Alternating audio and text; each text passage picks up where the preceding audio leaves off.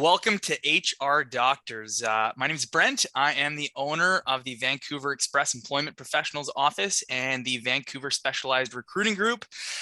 We work with businesses and job seekers in the Vancouver market, and we have noticed in the past few months, years, days, you name it, that there is a disconnect between job seekers and businesses.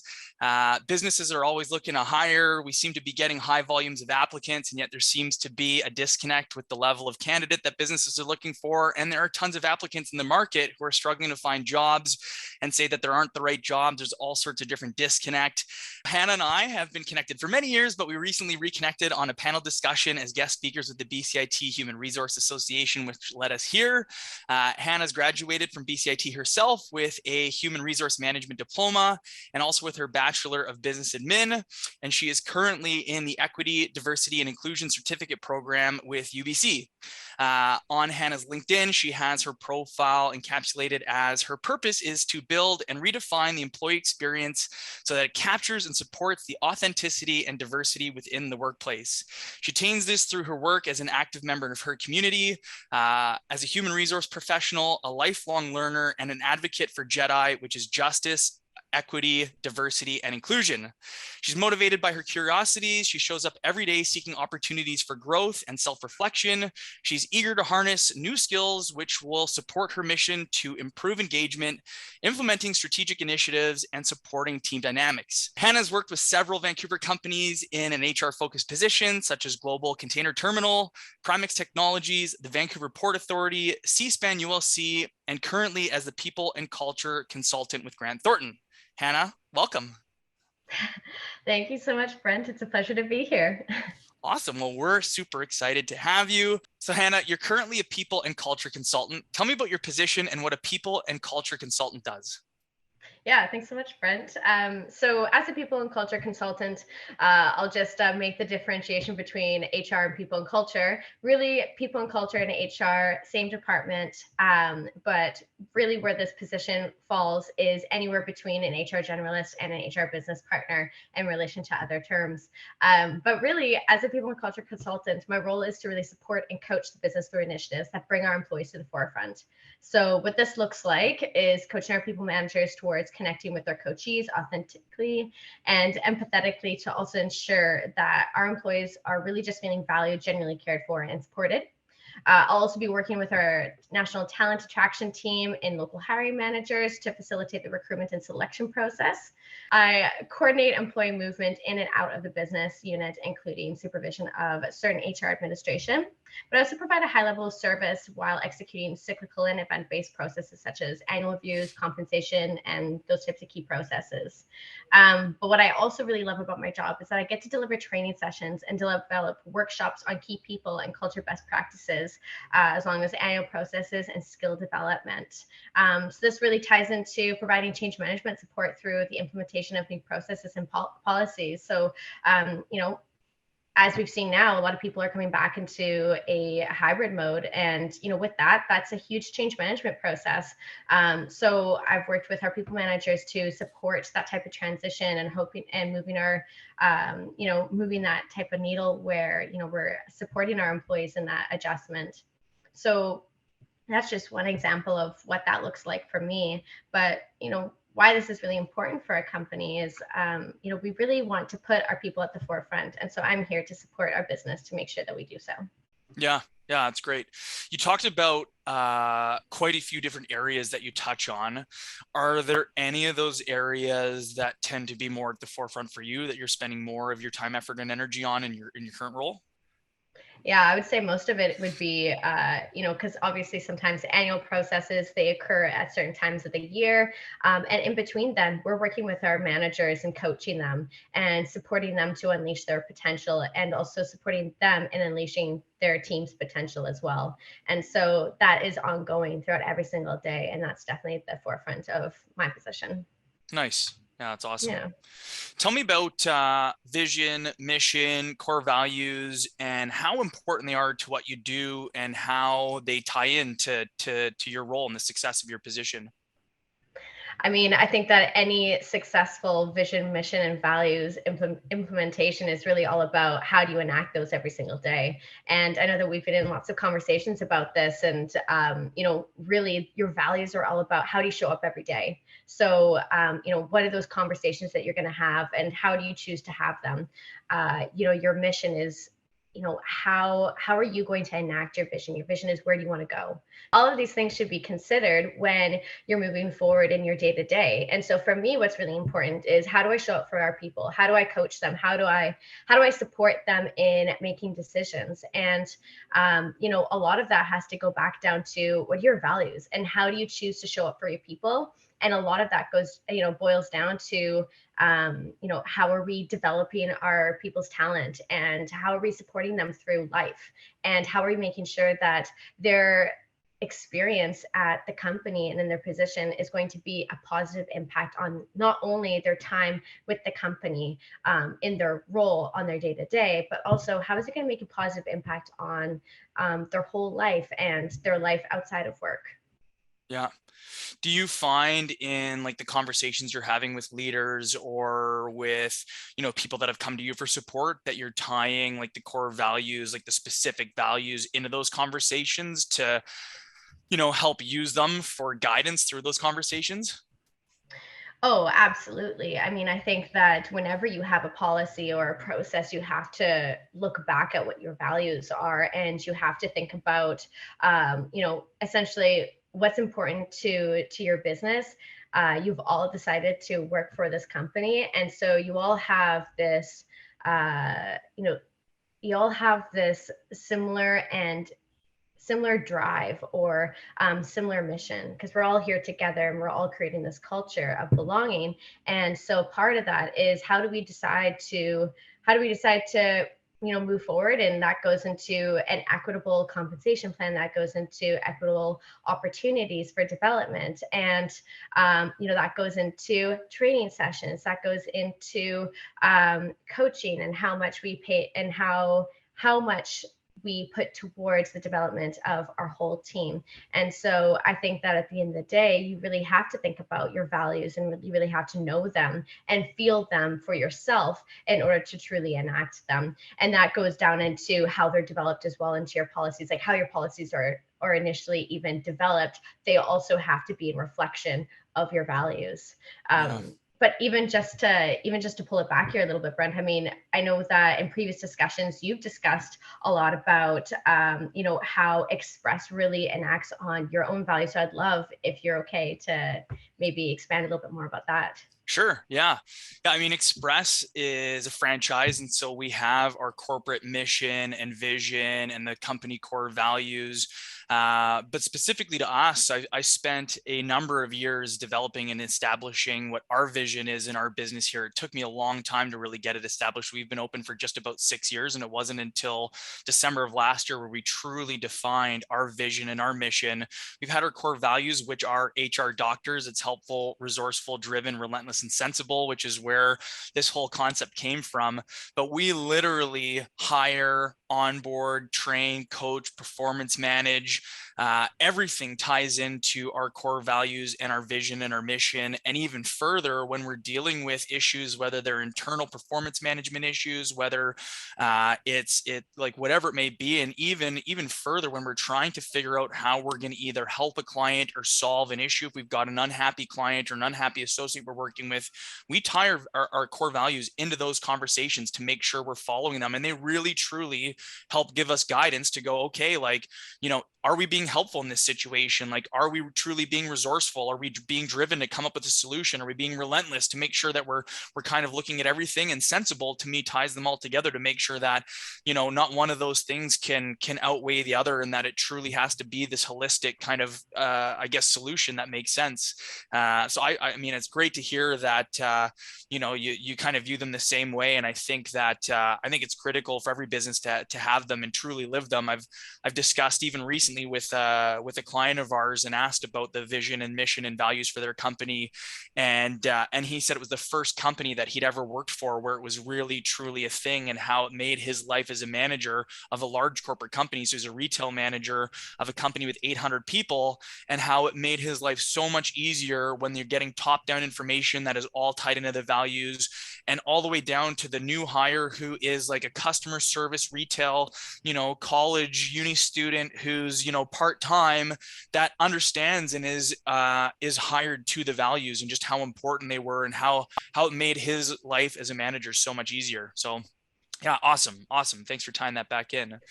No, I really like that you actually brought that up with regards to, that recruitment strategy, right? It's all about the people that you bring into your company. It has to be tied into those core values that the company decides to move forward with. Those have to align with each individual that is a part of that company, because how are you going to have that sustainable approach, right? You want to make sure that these core values are enacted on for not just today when you implement them, but for the future as well. And so when we look about who truly enacts that and who creates the culture, it's every single person that makes up the company. So I love that you brought that up, because that's a huge success factor. Our second interview for an internal position with our office is for behavior. Part of it is for behavior-based interview questions about our core values. So we share the core values with them ahead of time, ask them which ones resonated with them the most, but I'll specifically ask, tell me about a time where you were helpful and selfless, and give an example of, like, you could be working, say, in a restaurant and someone asks you for something, you can go a bit above and beyond, but that's very different from somebody who's maybe driving down the street, sees an elderly person who's, maybe struggling to cross a busy road, and you pull over, throw the hazards on, and help that person cross the street. Like really digging into a situation where someone's truly helpful and selfless, about how they're resourceful, about how they're driven, how they've been relentless. Like, driven's a great one, where we look for people to share a goal, and really, like, we can have goals, we can have metrics, we can have accountabilities, but when you create a personal goal for yourself, whether it's buying your first car, whether it's, hitting a fitness goal, the big difference is setting a goal and how you overcome the adversity that you're faced with as you go through it. And so we really, truly use those core values. And then after that, our third and final interview is actually on our mission. So we have a vivid vision document. It's really similar to the painted picture that 1-800-GOT-JUNK attests their success to, and actually followed Cam Harrell's book, The Vivid Vision, which I suggest to anybody that doesn't have a really defined vision statement. But we utilize that, which is what we just recently developed. And we use that to share with our team members so that they can see exactly where we intend to go and what our business is going to look like, to ensure that they're aligned with it. And I've recently had 2 vacant positions in our business that I've left vacant for 3 months, actually 4 months now. And I could have hired many people since then, but people who weren't fully aligned to our values or to our mission. And I really felt it was better for us long-term to feel the short-term pain and really make sure we hire the right people that see a great alignment with who we are, because it's real in our business. Like, the values are real, the mission is real, it's not going away. And if you aren't aligned with it, it's going to suck for both of us. Well, also though, it's going to add such a strategic advantage to you, right? I mean, to your business, that's going to lead to your success that you are looking for. And I mean, you touch on so many important points there. And one in particular that really sticks out to me is connection, right? How do you build connection between you and your team, and to have that shared value, to have that core belief that is, like you mentioned, right? Everybody's going to have a different idea of what selflessness looks like and how they enact it every day. And so hearing from others' perspectives and seeing how they enact on that, I mean, that is not only broadening your own perspective, but it's also connecting you to another person that's on your team, and just for another human. So yeah. that's quite incredible. Yeah, one, it's awesome because they get to truly understand what our core values are. Because whenever I ask one of the questions, I really elaborate on why it's a critical value for us and give the value statement. But you're right, I get to hear some amazing stories from people on some really cool situations where they went above and beyond. I've heard of people where I interviewed this one lady who was a teacher, and when the pandemic hit, they needed all their people to have laptops, and she was from Ireland in a very rural part of the town. down, and she put together a random drive and reached out to the community to gather laptops for the families that didn't have them, so the kids could like be able to attend school. I've heard of people like Wow. going above and beyond to help like some less fortunate in their communities, and just really hear some amazing stories about even a gentleman we just recently hired. He was working for coffee shops, and he realized that every day they were throwing away food, and so he actually started like reaching out to all the local shops, gathering up their food on a daily basis, and he would bring it to like the local shelter where they'd make sure that like the people of their local community like had food. So yeah, you're totally right. Like it really like Wow. and also you can't fake it, like either you live it and it's true, or you don't. And if you don't, that's not a problem. Like it's not to say like if you don't have a really great story that you're not like a selfless and helpful person. It's just how important, how critical is that value to us, and what story can you share. So yeah, it's been great kind of going through that and learning from people. You mentioned in one of our previous conversations, and you kind of alluded to it there, that employee engagement and the employee experience are at the forefront of your people and culture role. Can you elaborate further on what that means to you, and why employee engagement and that employee experience is so important?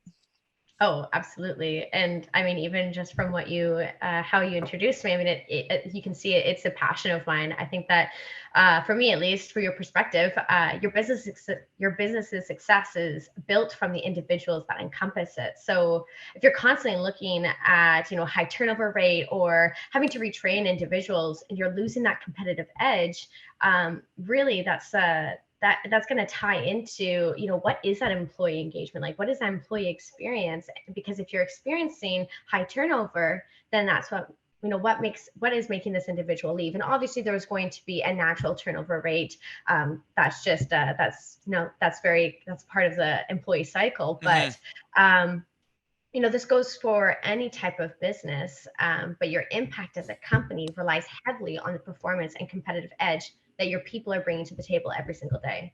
Yeah. So if engagement is low and the employee experience is one that ends in people leaving at a concerning rate, then I think that you have to really look yourself honestly and think about, put yourself in their shoes and think about, are you receiving the things that are meaningful to you in your day, to make you feel valued, to make you feel that you are making an impact, or whatever is meaningful to that individual. What does that experience look like, and how engaged are they in their current role? So absolutely, I think that employee experience and engagement, that is at the forefront of how you should be, running your business. Yeah. To a certain extent, obviously, but Yeah, absolutely. It's interesting. I've shared, I mean, we went through some challenges through COVID with some turnover. Like, unfortunately, obviously, it hugely impacted our business at the time. But I've said for years that my greatest strength is my tenure, and my greatest weakness is my turnover. And so, really, like, putting the employees at the forefront.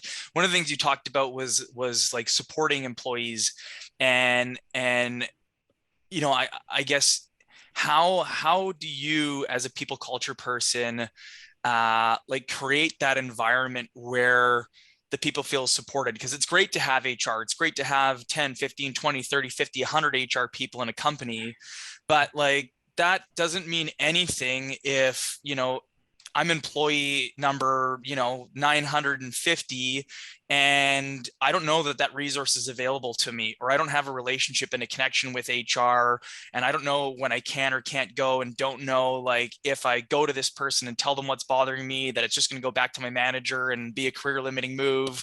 Like how do you create that true like support, where you've talked about like employees that can truly be authentic and like truly tell you what they're looking for support on, and how that ties into creating that sense of belonging and that purpose, and which ultimately leads to that whole retention and engagement piece? Oh, absolutely. And I think that the key thing here is relationship development. So earning that trust with other individuals, that's going to be your key factor on if people are going to come to you and speak to the circumstances that they are experiencing. Because at the end of the day, your success it leads to the question on, are the people in the company feeling comfortable and safe to be vulnerable with you? Mm-hmm. And if they do, then you are able to support them in a completely different light and a way higher and stronger impact than if you did have an actual relationship with that individual. And it ties us back down to also realizing that there's not going to be a one size fits all. And so getting to know the individual for itself and not just thinking, oh, they're just employee number X, right? It's thinking about, okay, this person is, this is their name.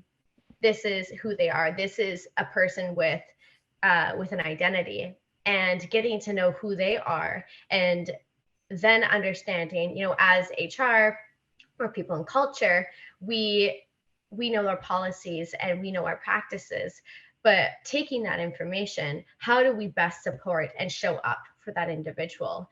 And that goes into not only for us, right? It's I don't have control of how safe or personally supported each individual has, mostly because I don't engage with everybody in the company every single day, but their teammates do and their leaders do.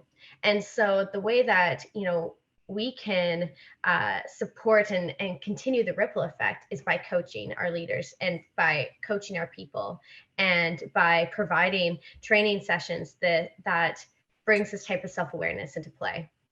Is there anything either like you've specifically done or that you've observed HR do that kind of helps build that bridge of trust from an employee standpoint, of them truly feeling comfortable to come and open that door up of something that maybe is a really difficult or uncomfortable conversation? I mean, honestly, like I can't speak for every person. It's going to vary for sure, but Mm-hmm. what seems to be kind of the underlying consistent approach is being authentic, being yourself, and being 100% transparent with your motivations. And people can pick that up. People can pick up if you're being, if you're speaking to a list of things you need to point out, if you don't actually care about connecting with them.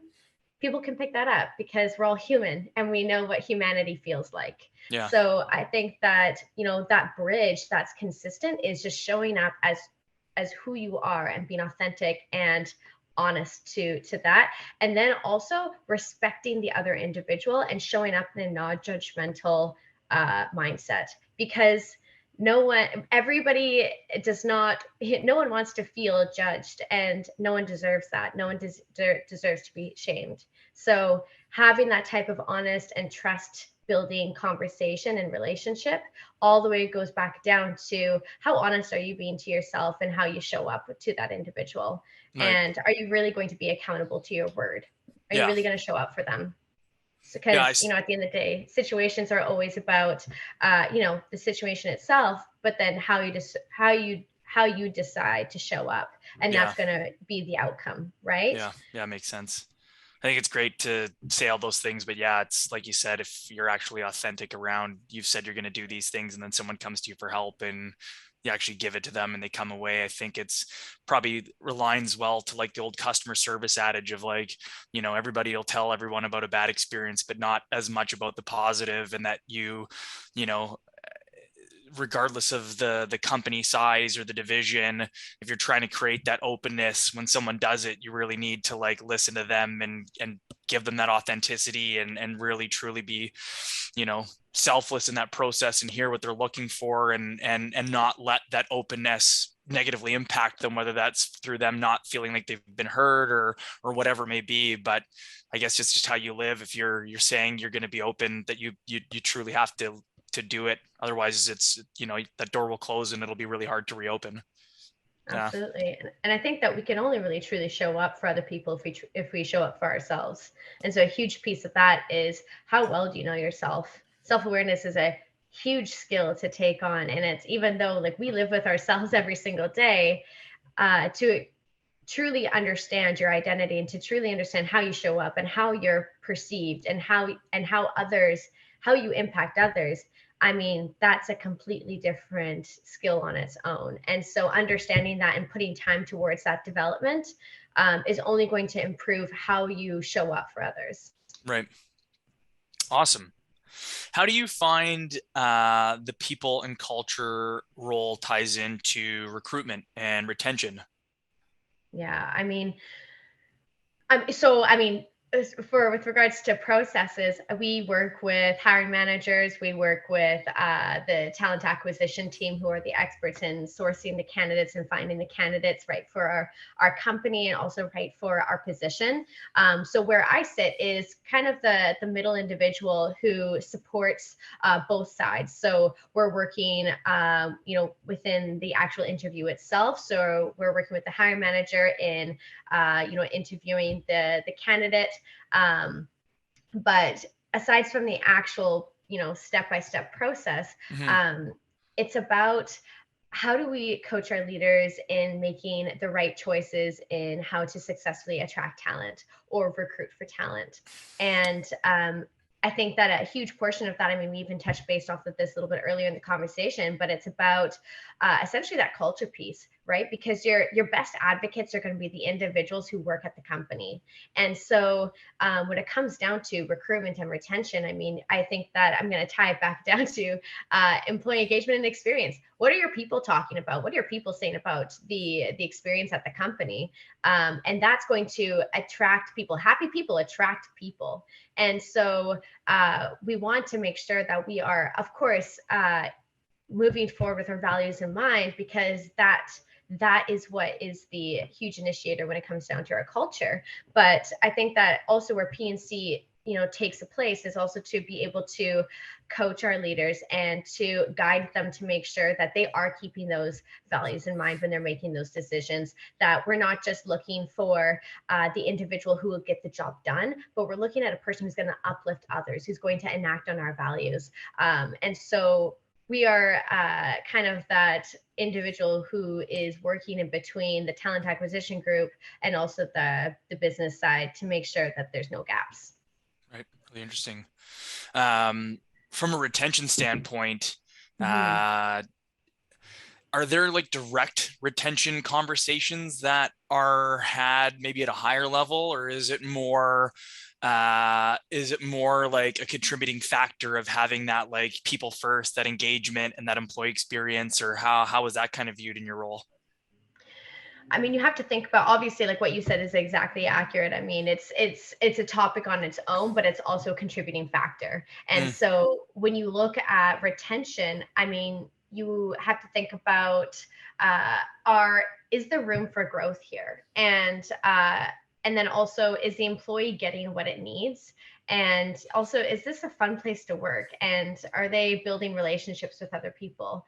And so when it comes down to retention, it's all about uh, it's a contributing factor from many different aspects that PNC has the pleasure in being able to have an impact on. But it's also a topic on its own, because if you're seeing retention is all about, are you retaining your talent, and your talent leads to your strategic competitive advantage, right? So yeah. it's going to look back on, okay, well, how are you performing? How is the business performing? Okay, let's look at the options here. Is it because we're losing talent? Okay, well, why are we losing talent here? And that's going to come back down to exit interviews, obtaining that data, or just having focus groups, having those conversations with the employees to understand what is it that's missing here, what are we missing. But at the end of the day, people aren't going to say actual valuable and honest feedback if they don't trust that the business is going to enact on it. Mm, So once again, accountability. If you're asking for the gift of feedback, the business should always have a plan to enact on it, whether it's actually sometimes feedback, it's sometimes not possible in the circumstances that arise to be able to actually physically implement it into whatever you're looking at. But if you're not going to physically implement it, have that communication piece where you get back to those individuals and show your gratitude and express how we took this into account. We considered ABC. Unfortunately, this is the reason why we're unable to do that. However, this is our plan moving forward to enact on this and this and this. Always having a plan forward. What's your path? And how did you get there? Having that transparency and having those honest conversations is going to build that trust and that accountability to not only build the employees' trust in leadership and the business, which is obviously going to lead to that on its own is really going to be a key contributor to your retention. Right. Interesting.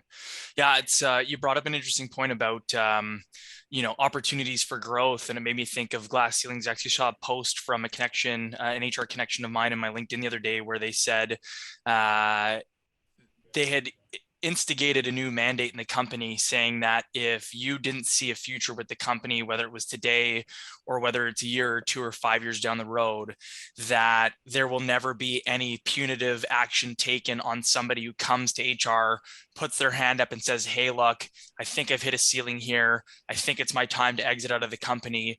And in fact, the HR team would help you put together a resume and an exit strategy, ensuring that there's a development process, ultimately giving the business an opportunity to hire and potentially have somebody trained in that division. I thought it was such a refreshing approach, something I've tried to institute here. Hasn't always worked to my benefit, but to really create that open environment and that kind of that trust center where if somebody is leaving, I'd love it for every employee I hire from now on to be with us until, the business is either handed off to somebody else or closed, 20, 30, 40, 50 years from now.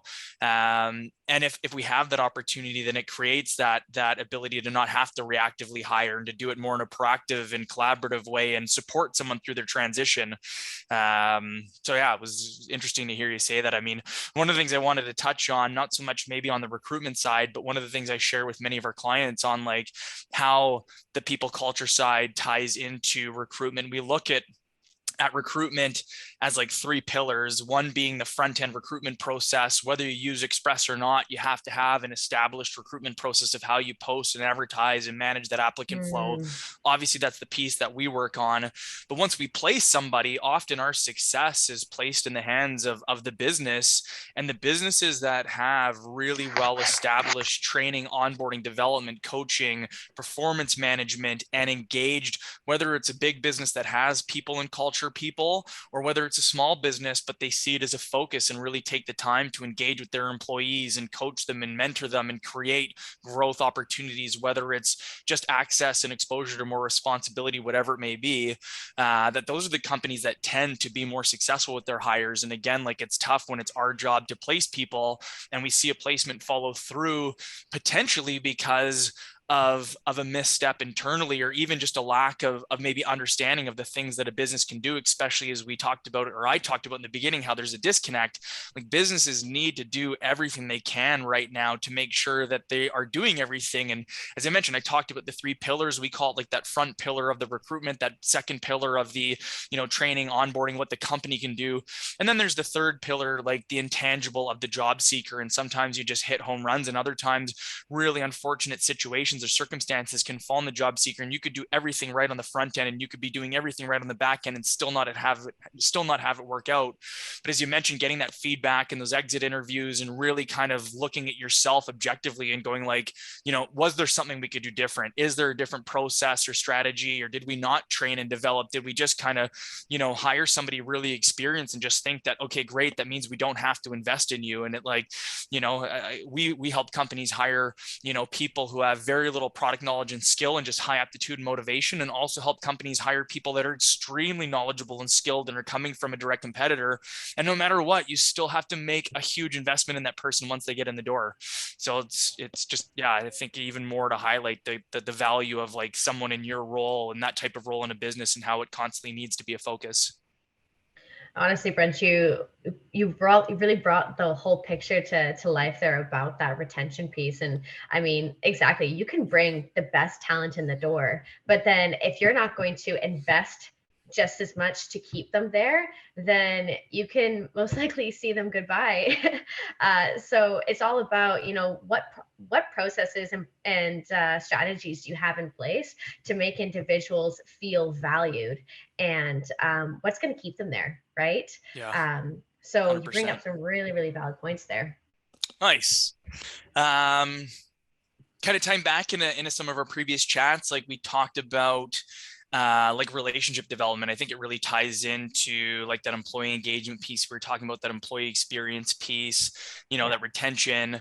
How does that relationship development piece tie into PNC, and why has it been something that's been so important for you? Oh, I mean, even just to tie it back to a few points, I mean, essentially, like you're working to support people through many, many different processes and policies, but at the end of the day, you are showing up to support the humans inside the business. And so if you're not going to put relationships at the forefront of how you go about every single policy and process that it encompasses your role, you might not be able to really have the type of impact that you want to. I know so many different circumstances where if you go into a meeting, I mean, you can obviously go into a meeting, go straight to business and just get the job done. But what's going to leave a lasting impact is by going into the meeting, connecting as a human and just checking in with them. What's been on your mind today? How Yeah. have you been doing? Because no matter what, no matter how good we are at compartmentalizing our emotions, they show up, and we are only going to be as successful as as we as the individuals around us support us. And so if we feel that we can fully be our authentic selves in a circumstance, I mean, life is going to happen. And if it's all about that relationship that provides that individual with that support and that trust that that support is actually going to be there for them. And that is what's going to lead to ultimate success within your workforce and within all of your processes. I mean, if an individual isn't feeling that trust or isn't feeling that relationship with you, there's also a good chance that the process that you're looking to complete, or the task, or whatever it is, or the action itself, or even just the conversation, it's not going to actually have that lasting and positive impact, or impact in general, that you're hoping to achieve. I think relationships are the most authentic and raw piece of honesty that you can really have between one another, right? You can't replicate a relationship that you have with a certain individual. That is individualistic, and putting that first and making sure that you can enact your day-to-days by showing up and just having that type of dynamic between between the two people. I mean, you're opening up other doors. You're realistically probably going to be going into conversations that were off topic, and that might lead to other opportunities. That might lead to creative bursts coming into the table. And so that's going to lead to your above and beyond type of approach into your day-to-days. And I think everybody wants to do a good job. And what comes with that is, how do you show up?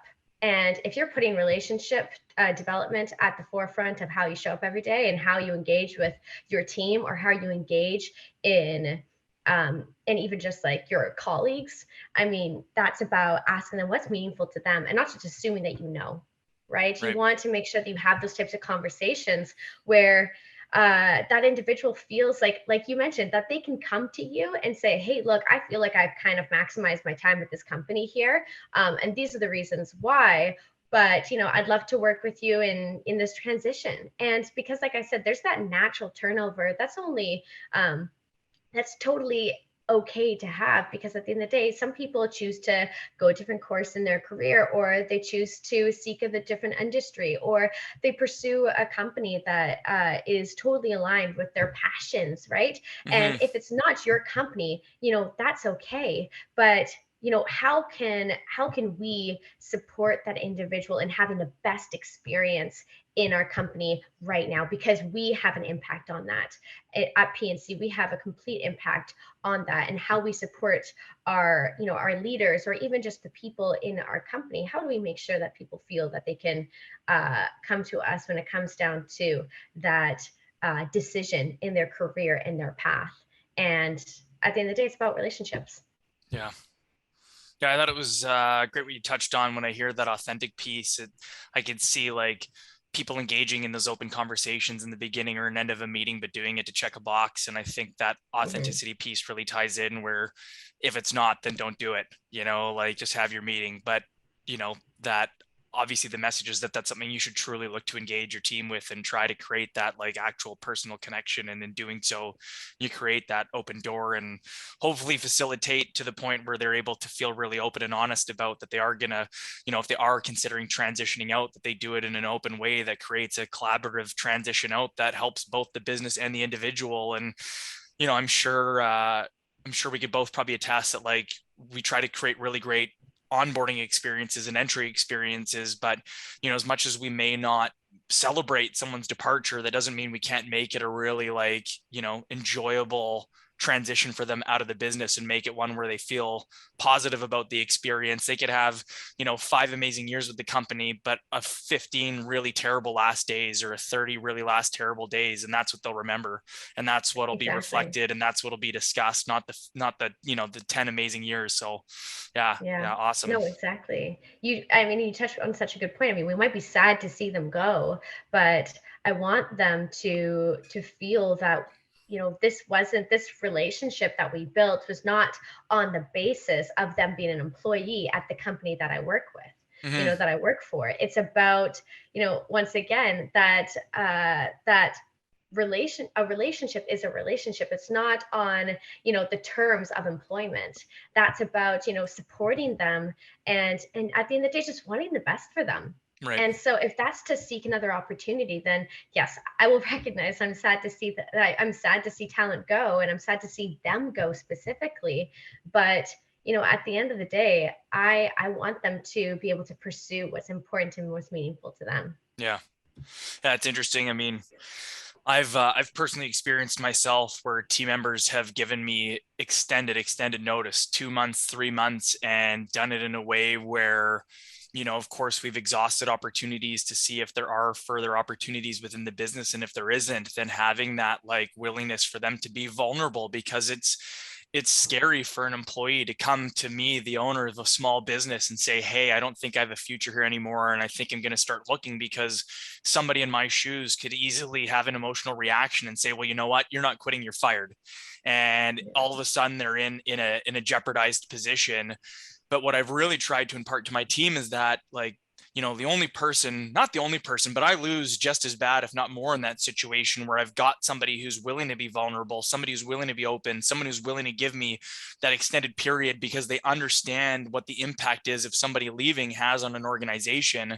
And I've also had it the other way where I know people haven't like left in a negative way, uh, in an attempt to like negatively impact the business or negatively impact me, but I feel like I truly try to create that authentic like self and that relationship with the employee as best I can. And I'm a very low emotional person in the business, so it's hard for me at times, knowing myself, to really truly connect with the team members.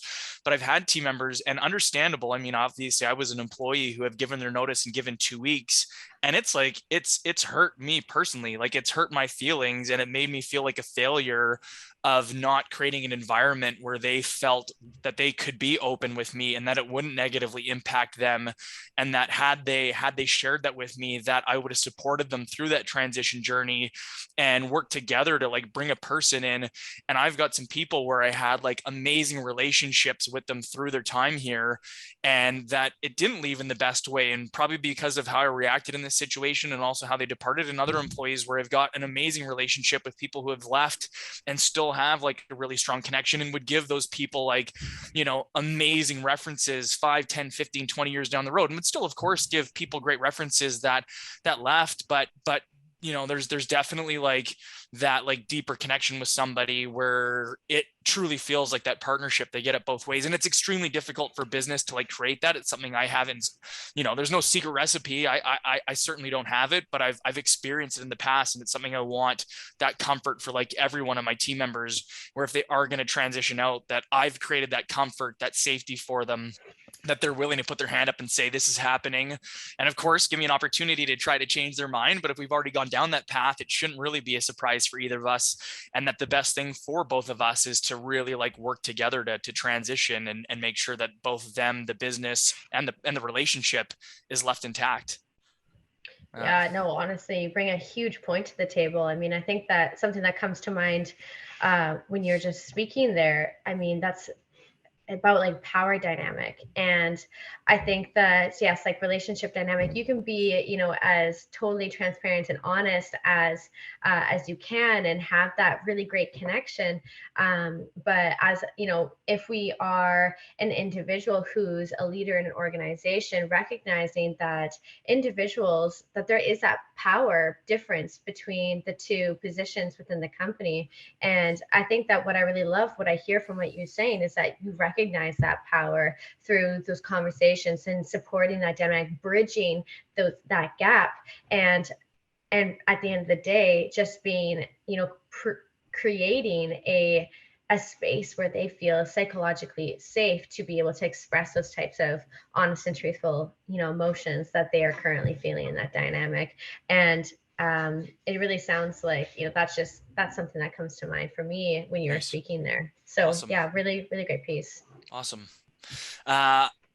Again, in one of our previous discussions, one of the things I loved that you brought up is that you see yourself as a key or a tool for the business and for the teams that you support.